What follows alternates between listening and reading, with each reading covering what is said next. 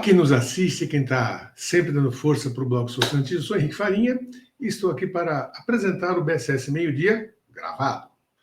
Porque, como eu tenho para contar para vocês, as edições de 26, 27 e 30 do 12 do BSS Meio-Dia serão todas gravadas. Eu meti um chinelinho, né? Mas a gente voltará ao vivo no dia 31 de dezembro, tá bom?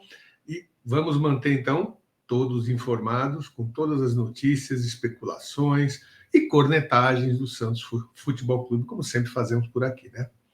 Então, vamos começar hoje com um editorial. A torcida quer ter esperança no campo com Caixinha, mas é preciso que a gestão o deixe trabalhar. Falando claramente, Pedro Caixinha foi o escolhido diante da negativa de Quinteiros, né? Que aparentemente está assinando com o Grêmio e já pediu demissão do Vélez, que anunciou sua saída. Em princípio, inclusive, ele assinou um pré-contrato com o Grêmio, coisa que o próprio PVC disse hoje na sua coluna no UOL Sport, que o Santos não fez. Daqui a pouco eu vou mostrar mais para vocês. Mas o fato Pedro Caixinha virou uma esperança de consertar o atraso de planejamento e a falta de projeto do Santos Futebol Clube. Ele é o projeto e o projeto é ele. Dito isso, espero que Marcelo Teixeira resolva entregar a chave do CT para ele. Porque se continuar com o presidente Júnior, amigos, conselheiros, abnegados e aspones presentes no dia a dia do CT, mais do que isso, entrando no vestiário antes e depois dos jogos e nas viagens das delegações para as partidas de campeonatos oficiais, ou mesmo amistosos, a coisa não vai dar certo. Então eu espero que o senhor Marcelo Teixeira, após ter escolhido Pedro Caixinha, largue a autossabotagem. E o que ele não percebe, isso é muito importante que seja dito, é que todo esse entorno que ele faz questão de montar com um séquito de bajuladores não ajuda em nada. Nada.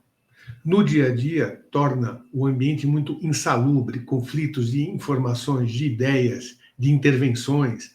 Isso é muito complicado de se lidar. Sendo funcionário, e o Pedro Caixinha é um funcionário do Santos, isso realmente atrapalha muito. O que eu posso dizer também é que, além de atrapalhar, faz o clube perder o rumo, porque é muita gente palpitando e dizendo o que tem que ser feito. Muitas vezes por incentivo até do seu Marcelo Teixeira, que usa o princípio de dividir para governar. Então, nessa ideia de gestão, ele divide as informações, passa para certas pessoas, para que cada pessoa assuma um papel e se coloque uma contra a outra, para que, no final, todas vão a ele e contem o que está acontecendo, segundo a visão deles. E assim ele se acha no controle das informações. Isso é uma técnica muito antiga, usada por dirigentes populistas, carismáticos, que acham que assim tem total visão do que ocorre, quem trai, quem não trai, porque tem uma certa paranoia nessa visão, né? Na negociação com o Quinteiros, esses assessores, aspones, foram responsáveis por levarem diferentes versões da mesma notícia para diferentes pessoas, jornalistas, produtores de conteúdo. Com que intenção? Descredibilizar a mídia. Em parte, eles conseguiram isso. Não foi o que aconteceu com o blog Sou Santista, nem comigo em particular, porque aqui a gente checa as informações todas. A gente prefere não dar a informação, a notícia em primeira mão para checar. Então, para nós foi muito bom, porque cresceu muito o número de inscritos, o número de visualizações, nosso prestígio cresceu, porque nós não adotamos essa linha de tentar ter um furo a qualquer preço.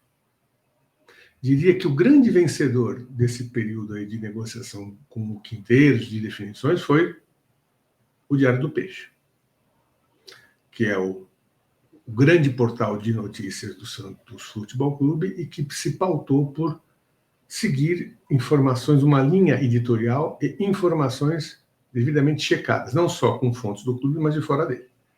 É o que a gente faz aqui, em menor escala, porque esse é mais o BSS é mais um portal de informações e opiniões do que propriamente de reportagem, apurações e etc., como é o Diário do Peixe. Então eu espero que Marcelo Teixeira baixe a bola, tire ou reduza esse entorno, dê a chave do CT para o Pedro Caixinha para que ele possa trabalhar. Porque se continuar nessa linha, 2025 terá fortes emoções e eu não digo que serão boas, não. E todos nós que torcemos pelo Santos e amamos o clube, queremos um 2025 melhor. Ninguém aguenta mais a repetição desses últimos anos de falta de rumo, falta de gestão, confusão, erros de planejamento claros, erros de execução claríssimos. Não aguentamos mais. Então, é isso. Dito isso, Caixinha é o 20º treinador estrangeiro da história do Santos. O Diário do Peixe fez esse levantamento, eu vou colocar aqui para vocês, né? E deixa eu colocar aqui. Compartilhar a tela. Vamos lá. Vamos lá. Compartilhar a tela. Então, Pedro Caixinha é o 20º treinador. Deixa eu colocar aqui num tamanho maior, vou ver se eu consigo aqui. Melhorou, né? Acho que vai melhorar. Pedro Caixinha será o 20º treinador estrangeiro na história do Santos pelo Diário do Peixe. O Santos anunciou na segunda-feira a contratação do português Pedro Caixinha. Ele será o 20º treinador estrangeiro da história do clube, dados à Sofis, Associação de Pesquisadores e Historiadores do Santos. Então, crédito para a Sofis. O britânico Harold Cross também foi jogador do Peixe, não foi só o primeiro técnico estrangeiro, como o primeiro treinador da história do clube em 1912. Depois vieram 3 uruguaios: Juan Bertoni, foi treinador de 1916 a 1919, Ramon Plateiro, de 1920 a 22, e Pedro Mazzulo, em 1934. Caixinha será o segundo técnico português na história a dirigir o Santos. O primeiro foi Jesualdo Ferreira, que comandou o clube em 2020. Meu Deus. Nos últimos 5 anos, o Santos teve 5 técnicos estrangeiros antes de anunciar a Caixinha, e nenhum conseguiu ser campeão com o clube. O que teve melhores resultados foi o argentino Jorge Sampaoli, em 2019, que acabou conquistando o vice-campeonato brasileiro daquele ano, ficando toda a temporada na Vila e saindo brigado com a direção alvinegra no final da temporada. Isso é um clássico. O treinador sair brigado com o Santos virou clássico. E o que menos tempo ficou foi Diego Aguirre, em 2023. Foram apenas 5 jogos comandando o Santos na campanha que acabou com o rebaixamento para a Série B. Que nunca mais ocorra, se Deus quiser. Então aqui tem a lista toda de treinadores estrangeiros. Caetano de Domênico foi um treinador muito famoso nos anos 40 aqui no Brasil, né? Para quem não sabe.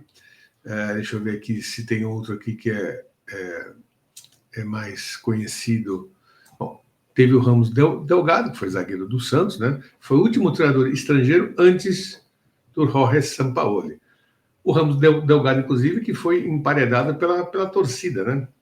Naquela transição de 77 para 78, ele pegou a bucha e começou a montagem do time que depois o Chico Formiga assumiu e deu os toques finais dele para virar aquela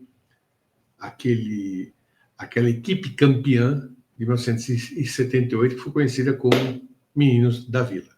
Mas o Ramos Delgado ele sofreu muito na época, né?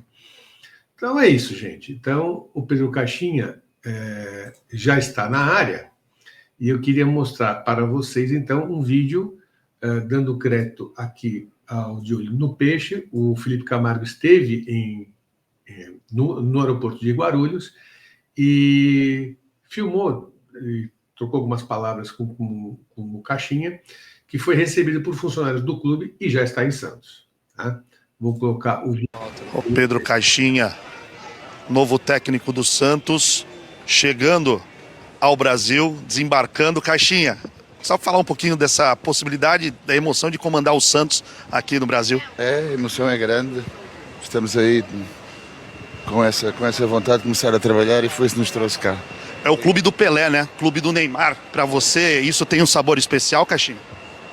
Tem um sabor especial e o projeto está por trás de tudo isso para voltar a esses tempos gloriosos. Essa é uma pergunta até a última, para encerrar, né? Porque o Santos está voltando à primeira divisão.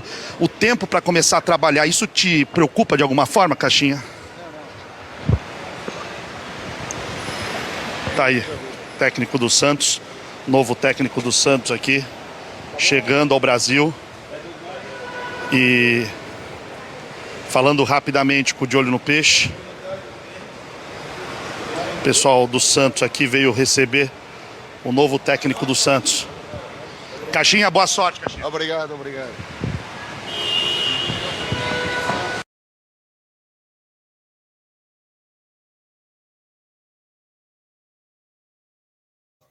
Então, Pedro Caixinha já está em reunião com a diretoria para conhecer as instalações e para tomar algumas decisões que têm o sentido de encaminhar a busca por reforços e, claro, o retorno dos atletas da pré-temporada, quem vai ser avaliado, enfim. Todo um planejamento que deveria estar pronto há muito tempo, mas que agora esperemos que o clube corra atrás do atraso e consiga montar esse planejamento de uma forma a mais tranquila possível e que nos dê resultados em 2025, que é o que todos ansiamos, né? O Caixinha teria indicado Lucas Evangelista, que já recusou o Santos na negociação de Lucas Barbosa. Inicialmente, o clube tentou incluir Lucas Evangelista numa permuta por Lucas Barbosa, mas o Evangelista recusou. Agora, com a presença do Caixinha, que é muito próximo a ele, isso talvez mude. O que eu acho desse reforço seria um grande reforço? Seria um bom reforço. Não acho que o Lucas Evangelista é um jogador para mudar patamar de elenco, mas ele pode ajudar sim, né? Pode ajudar principalmente sendo um 8, vamos colocar assim. Ele não é um 10 entre linhas, gente. Então não esperem que o Lucas Evangelista seja esse cara, o cérebro do time, porque ele não é, né? Mas é um jogador habilidoso, é um bom jogador que pode sim ajudar. Não vejo como um titular absoluto do Santos. Acho que o nível de exigência é outro. Mas, dentro talvez de um esquema montado pelo Pedro Caixinha, que ele já conhece bem, possa assim encaixar e, pelo menos no primeiro momento, ser titular, né? E outra coisa que é muito importante que a gente precisa ter em mente, né? Mesmo que o treinador fosse o Quinteiros e diante do acerto com o Caixinha, uma reformulação é exigência. Por quê? Porque o Santos tem um elenco de jogadores que, em sua maioria, não entrega a intensidade que o Caixinha impõe nos trabalhos dele. A gente vai falar um pouco mais adiante da realidade do Caixinha. Tem muita gente que pensa que ele é um jogador... ele é um treinador que usa muito os jovens. Não é bem assim. Ele usou no Bragantino, que tem essa filosofia. O Santos terá também, porque em 2024 a filosofia foi claramente de boicote aos jovens que vinham da base, em prol dos jogadores que foram contratados, indicados por Sapo Caribe. A gente pode pegar não só o caso do Miguelito, que é um absurdo, teve mais ou menos 60 minutos com o Carille em campo o ano inteiro, atuando nas eliminatórias e bem, e não servindo para a Série B. E tem outros casos, como o Ian, como o próprio Jair. Jair só virou titular porque o Alex estava machucado e porque o Joaquim saiu. E o Basso não estava no elenco. Aí o cara foi obrigado a pôr o Jair. A mesma coisa com o Sherman, que aproveitou uma lesão do Aderlan e o Rainer, e uma suspensão do Rainer. Então ele entrou na primeira partida contra o Palmeiras pela primeira vez como titular. A partida essa que era a primeira da final do Paulista. Isso não é aproveitar jovem. Isso é usar o jovem no desespero. Por sorte, ele respondeu. Então temos Ian, temos Bom Tempo, Miguelito. O Luca Meirelles foi definitivamente, ele saltou etapas, pulou o sub-20. Estará à disposição também do Pedro Caixinha. É um centroavante que eu acho que tem todas as condições, mas aí precisa ver o que ele vai querer fazer, como ele vai atuar e se a diretoria vai realmente impor o uso dos jovens, porque o Santos precisa deles não apenas para ter retorno esportivo, mas também financeiro. Se o clube não vende jovens, não fecha as contas. É isso. Essa é a realidade do clube há décadas. A gente pode ir lá atrás, nos anos 70, pensar em Cláudio Adão, Juari e vários jogadores que foram negociados ainda muito jovens. Né? O Juari, inclusive, foi artilheiro do Campeonato Paulista que terminou em meados de junho de 79 e foi vendido no final do ano. Ele tinha 20 anos. Então, assim, isso acontece há muitos anos, é preciso que o clube mude isso, mas enquanto não muda, a gente sabe que a realidade é essa. Por mais que a gente não goste, por mais que eu queira que os jogadores fiquem aqui muito tempo, a gente sabe que a realidade não é essa, né, gente? Vamos combinar, né? Vamos combinar. Né? Dentro desse planejamento de reforço, quem fica, quem sai, etc., temos o caso do Morelos.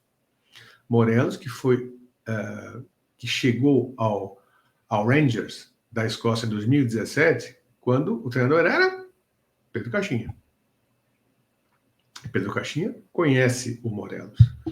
Disse que, eu não tenho a confirmação disso, essa notícia não é minha, então eu não posso confirmar, mas eu já ouvi isso, que Pedro Caixinha pediu o retorno do Morelos.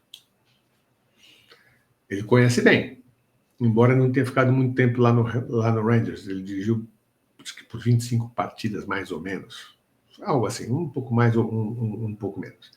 A gente depois, quando for fazer um vídeo específico sobre o Caixinha, a gente vai falar mais disso. Mas ele conhece o Morelos, foi um jogador que chegou sob a aprovação dele. Então, assim, particularmente, eu acho que o Morelos é um jogador que tem uma séria resistência da torcida, mas diante da falta de um centroavante mais experiente, pode ser utilizado por ali. Morelos, lembrando, não é um centroavante típico, nunca foi. Então, quem espera que ele seja um 9 de referência, não vai ser. Aliás, Pedro Caixinha não usa um 9 pivô como o Carille gostava. Então, Furt, por exemplo, na minha opinião, tem dias contados. Ou vai ser usado muito esporadicamente. Né? Então, vamos ver como vai ser. Já o Luca Meirelles é um centroavante mais móvel. Né? É um centroavante que sai da área, que arma jogadas, que participa da criação. Né? Então, acho que o Luca Meirelles tem características mais próximas daquilo que o Caixinha espera. Né? Vamos ver como vai ficar essa centroavância. Né? Tem o Enzo Monteiro também que subiu. Ele estourou a idade. E aí precisa se definir o que vai ser feito com ele. Acho que vai ser um dos jogadores observados pelo Caixinha. Não é um centroavante de tanta mobilidade quanto o Luca Meirelles. É um centroavante mais de área, tipicamente de área, e que tem como ponto forte o cabeceio. Né? Vamos ver. Né? Enfim, vamos aguardar e ver quais serão as próximas definições. Uma coisa que é muito importante a gente dizer é que hoje também o Paulo Brax é esperado na Vila Belmiro. Né? Então, o Brax terá hoje uma reunião decisiva com a diretoria do Santos. Deve ser sacramentada a demissão dele. Né? É o que eu já ouvi, aliás, o Wagner Frederico trouxe há pouco que ele e o Galo seriam demitidos. Quem deu a informação em primeira mão que o Galo seria demitido, novamente, foi o Diário do Peixe. E aí o que eu soube é que o Brax viria hoje ter uma reunião decisiva com a diretoria. Então, em princípio, o Pedro Martins vai consolidar toda a gestão do futebol. É preciso que a gente tenha em mente uma coisa. Eu já vi que há quem tenha falado, eu gostei do que ele falou, foi muito bem, foi na coletiva e tal, mas assim, vamos colocar. A coletiva foi chamada por Marcelo Teixeira falar. Isso está no comunicado da assessoria do Santos. Na hora H, quem realmente foi jogado às feras foi o Pedro Martins. O Pedro Martins não vem para o Santos para mudar a estrutura. Em princípio, o senhor Marcelo Teixeira vai continuar sendo, vai continuar na posição de não só de presidente, que ele tem de ter a última palavra nos assuntos mais importantes, mas ele é uma pessoa que não delega. Ele é centralizador. Então, não vejo o Pedro Martins mudando essa situação, essa relação. O que acontece aí? Eu acho que o Pedro Martins vem para cumprir a mesma função de para-choque que o Paulo Brax assumiu quando veio em junho. Eu falei isso na época. Aliás, o Pedro Martins já foi usado como para-choque na coletiva, né? Porque o Marcelo Teixeira ele fugiu das perguntas mais difíceis e deixou a bomba no colo do Pedro Martins. Mas ele vem, gente, por 3 questões básicas. Uma, para continuar sendo para-choque. Aliás, para ser um para-choque maior do que o Brax foi. A segunda coisa, veio por indicação do agente Giuliano Bertolucci. Vem também para aproximar mais o clube do Bertolucci, que já deverá trazer o Luizão para o Santos. Luizão que foi colocado no pacotaço da negociação ou do acerto de que Jair sairá nesta janela, ou no máximo na próxima, né? E da renovação do Souza e a própria extensão do Sherman. Todos têm Giuliano Bertolucci como agente. Todos. E a terceira coisa, que eu já falei aqui. Pedro Martins é filho de Edinho Silva, que é um petista histórico, e que é o atual prefeito de Araraquara. Sairá do cargo agora em 31 de dezembro, porque ele não pode se reeleger. Ele está na prefeitura de Araraquara, já tinha sido prefeito antes, mas está na prefeitura desde 2017. Edinho Silva é muito próximo de Lula. E deverá assumir alguma função no governo federal. Então, não tenho a menor dúvida de que o Pedro Martins vai ser usado como elo para eventualmente buscar algumas coisas que o clube queira. Por exemplo, Lula falou, precisamos ajudar o Santos como fizemos com o Flamengo, no caso do terreno do gasômetro. A ajuda que o governo federal tem foi o leilão. Foi o leilão. Porque o Flamengo, entre valor de compra, perícia que aumentou aquele valor de compra, a descontaminação do terreno e mais várias outras medidas que terão de ser tomadas antes do início das obras, terá de pagar mais de 200 milhões pela área. 200 milhões não é um dinheiro do qual o Santos dispõe. Então, por mais que o Santos queira uma ajuda nesse assunto, terá de buscar parceiro, investidor, enfim. Então, não é uma operação muito simples, por mais que o Pedro Martins possa ajudar por conta desse elo. Então, assim, entendo quem queira buscar o lado positivo da formação dele, etc., mas as razões para a vinda são essas especificamente. Não adianta adorar a pílula. Uma outra coisa que se viu que o Billy Arce, que já rescindiu com o Santos, está perto de um acordo com o Atlético Nacional, onde está o Morelos. Não dava para negociar alguma grana pela liberação, ao invés de pura e simplesmente liberá-lo e esperar que ele acertasse? Pô, é surreal, né? O Santos gastou uma grana com ele, Ele está desde julho, estava desde julho no Santos, praticamente não jogou. O Santos gastou dinheiro e não pegou nem o retorno desse investimento em salários, luvas e comissões. Pô, aí libera o cara para o cara, na semana seguinte, acertar a ida para o Atlético Nacional. De graça. Quer dizer, o Santos morreu com aquele dinheiro. Pô, acho isso muita ingenuidade do clube, né?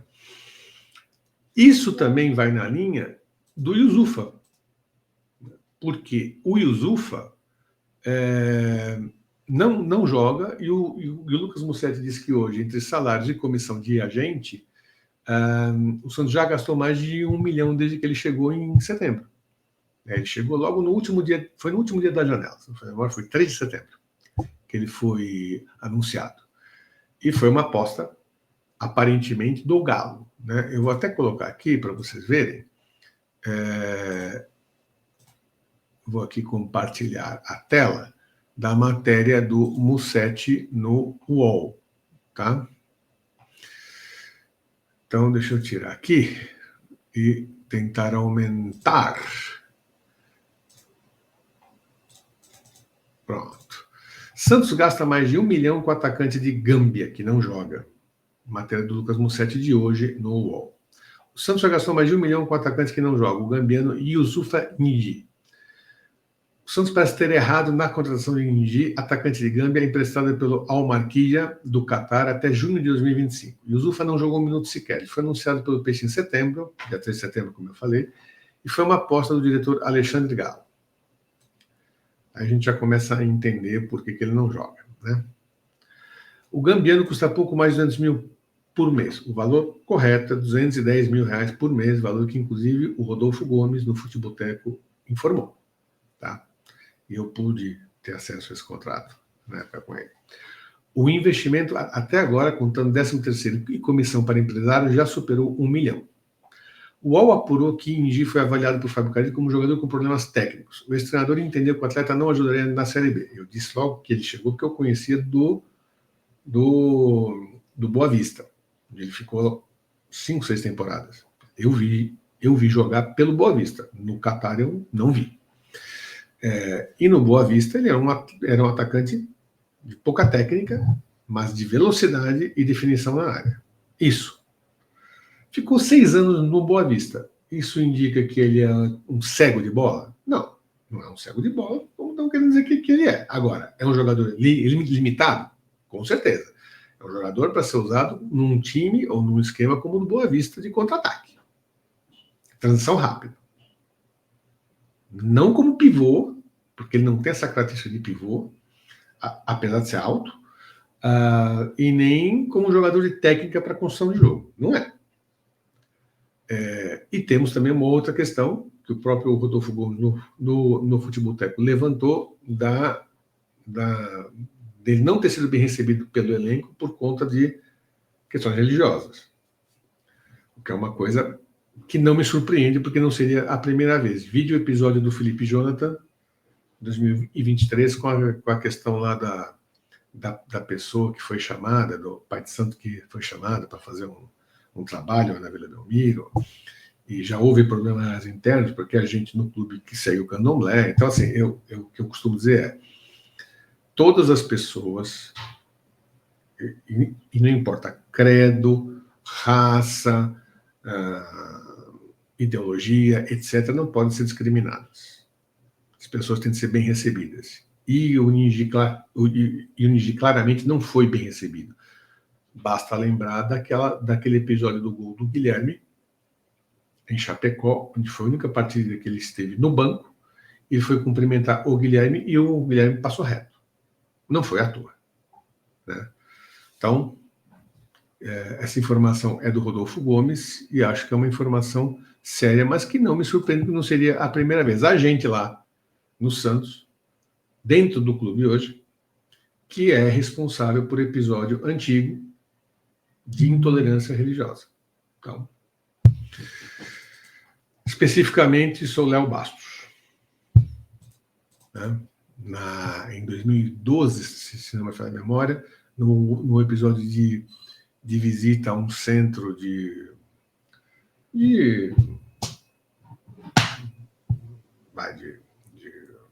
cuidados com crianças e tal, e que era mantido por uma entidade espírita.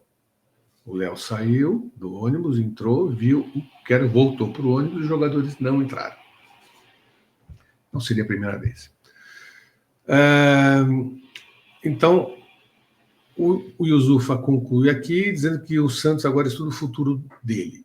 Há quem defenda a devolução ao Marquija. Outros preferem esperar a chegada do treinador para avaliar o jogador. O Caixinha certamente o conhece, né? É português. Nessa época, não estava em Portugal, estava no México, se não me falha a memória, não estava em Portugal, né? O Caixinha é um treinador que tem passado por vários mercados, o que é uma coisa interessante, indica que ele tem flexibilidade para se adaptar, né? Passou pelo México, Argentina e tal. Mas, assim, acho que o Santos, se for negociar algo, se tiver alguma